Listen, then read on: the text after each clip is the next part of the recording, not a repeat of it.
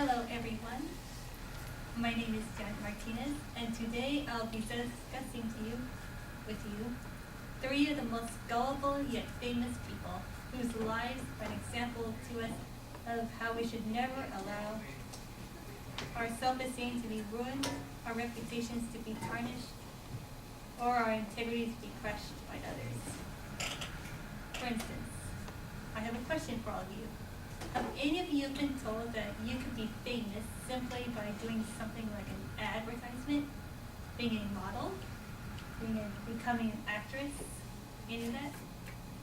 Okay, then it is obvious to me that some people may be scamming you or using you for their own gain, which is unfortunate. For instance, Michael Jackson. We all know who he is. He's the famous pop star who did the moonwalk, who did songs like Billie Jean, Thriller. But what we don't know about him is that despite all of his successes in the musical industry, he was not good at business. He allowed people to cheat and lie to him. He caused lawsuits happen.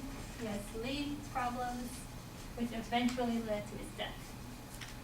Why?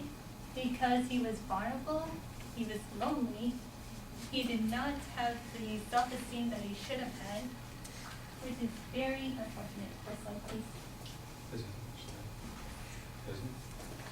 Yeah, this one. See? There he is. Michael Jackson. Very positive, very upbeat in that picture. And yet, his own life story is tragic. Because of all the problems and issues that he had, he eventually died from that powerful drug that Dr. Conrad Murray gave him. Okay, next slide please. This is Paris Hilton. We know her. We've seen the hotel chains. We know what the Hilton is. We all know her family. Luckily that show A Real Simple Life, I think it's called. That's under that. But what we don't know about her is that this lady is naive. She doesn't have any really close friends. She allows herself to be used. Even on the internet, if you look her up, you will find that she has been involved in scandals. She's a liar, a cheat. She's not exactly a down-to-earth type of person, according to Top Synergy, which is a website describing her nature, her true colors. Finally, I would like to discuss Oprah Winfrey. She's successful, she's popular, she has her own network now, but what we don't know about her is that when she was a child, she was molested by a family member, a cousin. Let's just say it was very tragic. Even now, today, in this very day and age, she is following trends that do not make sense. She's taking medications that cause side effects, all thanks to advice of an actress by the name of Suzanne Summers. Why is she doing this, you ask? Because she has pretty much no self-esteem, even though she may appear to have it, as you can see by her smiling face. The unfortunate thing is, because of this, she's promoting these new age fads, these things that should never ever be promoted to begin with. So, here's a lesson for us all.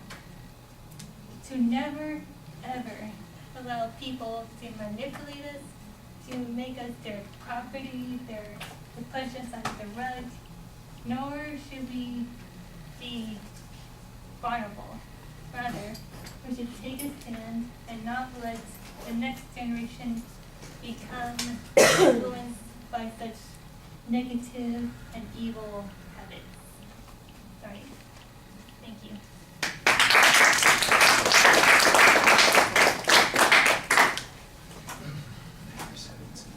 How was it? Très beau, mademoiselle. Thank you.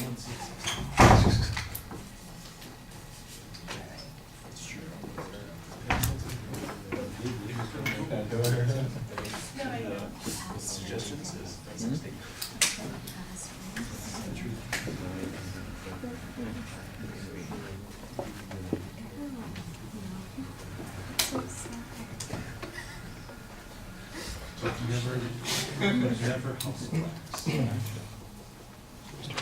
You don't have any of these, do you, by chance? I'm all out of it.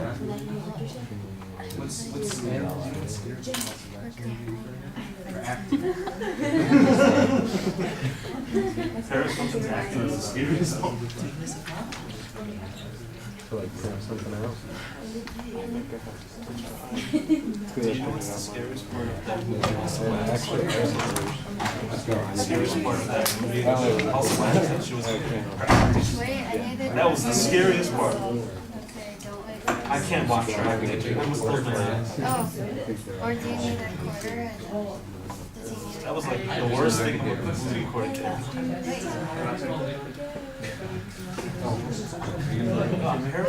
Paris Hilton sang some songs that were really nice. That's what I heard. Yeah, and quarters. I think that this one's coming Ain't better. I mean, I've been watching American Idol for years, and I Oh found my out gosh, that Father. because I didn't keep track of it. I found out Nicki Minaj is one of the judges. I was like, like this season, I was like, why is Nicki Minaj a judge? I even typed on Google, and I typed in, why is Nicki Minaj, and the first suggestion was, why is she a judge? I mean, Mariah Carey, okay. He's scary. So like sociology has The engine they put Justin Bieber. he's the doctor I think either the ratings are going to go down or it's going to go up because he's. Okay, Janet, in the introduction, you're introducing yourself, so we've got a reference to yourself. We've met you before, so I don't think you need to introduce yourself. I think you want to get to the topic. I like the idea of gullibility, and this is being an issue that could be exploited by others. But it ultimately is really about the gullibility of celebrities as opposed to the gullibility of the rest of us. And I thought that that was okay, but it needed to be a little bit clearer in the thesis. There's not, the only preview that we get is that you're going to be talking about some celebrities that have been particularly gullible. And, that's a little bit of a preview. I think it could be more extensive. The content issues, you've got some interesting information here and there. The whole thing with Oprah Winfrey and whatever medications or treatment or endorsement that she's doing that you have a problem with, I don't know why there's anything wrong with it, except that you say there's something wrong with it. So if it is... if it's dangerous, if it's harmful, if it's a waste of money, you need to build an argument on that, or you need to at least give us some information that suggests that's true, because it just seems like you've accused Oprah of engaging in this behavior because she's insecure, and so she's worried about these kinds of things, and it's really a terrible product. And I go, well, why?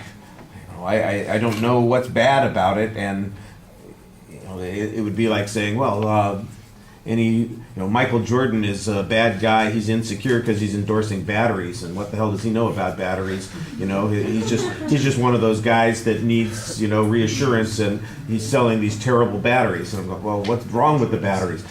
You need to give us some sense of what the problem is here. Now, on the presentation issues. A couple of things. I think you have actually pretty good eye contact. You're not overly dependent on your notes. I like that. The visuals are, you got a little late to them, but they work. They're mostly transitions that remind us of what the main points of the speech are. That's okay. And you have notes, but you're not really overly dependent on them, and I thought that part works. Now, there are some things, though, that are problematic. You're going to notice it right away when you watch the video. You start pacing about 30 seconds into the speech and don't stop. It's just, you're back and forth constantly, and it looks very uncomfortable. If you're moving purposefully, let's say, for instance, you started on one side of the screen and you're talking about Michael Jackson, and then when you're done talking about Michael Jackson, you move to the other side of the screen to talk about Paris Hilton, but you stay there the whole time you're talking about Paris Hilton. And then when you're done talking about Paris Hilton, you move back to the other side, and you're talking about Oprah. Okay, then the movement looks like it's part of the speech. It's just a visual indicator that I've changed topic. It gives us a transition thing that goes along with it.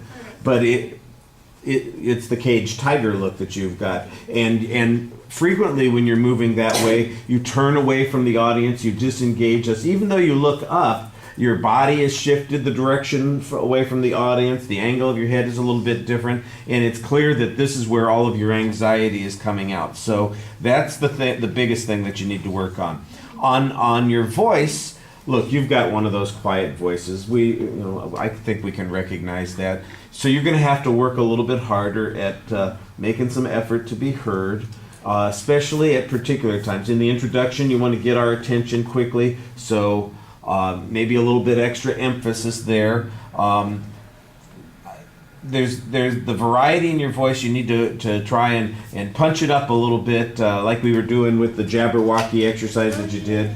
Add some excitement or a little bit of flair, or pace it a little bit differently. Just you got to, because it's clear. Everything you're saying is clear, but it's not particularly compelling, and it needs to be a little bit more compelling. Once in a while, I do get a little tone of disappointment in the celebrity, so I think you did convey that pretty well. All right, thank you.